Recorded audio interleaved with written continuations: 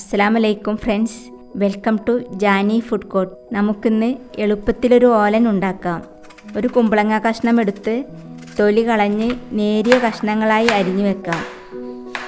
4 പച്ചമുളക് കീറിയതും 3 മണിക്കൂർ വെള്ളത്തിൽ കുതിർത്ത വൻപയറും ഒരു പാത്രത്തിലേക്ക് ഇട്ട് തേങ്ങയുടെ 2ാം പാൽ ഒഴിച്ച് നമുക്ക് അടുപ്പത്ത് വെച്ച് ഇത് വേവിച്ചെടുക്കാം.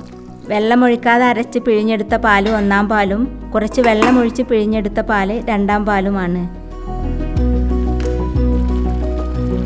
പയർ നന്നായി വെന്തിട്ടുണ്ട്. ഇനി ഉപ്പ് ചേർത്തിളക്കാം. ഉപ്പ് ആദ്യം ചേർക്കാത്തത് പയർ വേകുവാൻ വേണ്ടിയാണ്.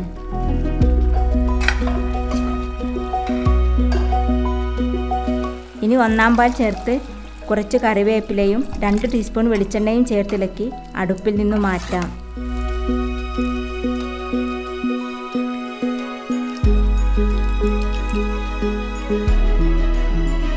1ാം പാൽ ഒഴിച്ചു കഴിഞ്ഞാൽ തിളക്കുന്നതിന് മുന്നേ തന്നെ അടുപ്പിൽ നിന്ന് മാറ്റണം. ഇത് വളരെ എളുപ്പമാണ്. ഇന്ന് തന്നെ ഉണ്ടാക്കി നോക്കി അഭിപ്രായം കമൻറ്റിൽ അറിയിക്കണം. അടുത്തൊരു വിഭവമായി നമുക്ക് വീണ്ടും കാണാം. നന്ദി.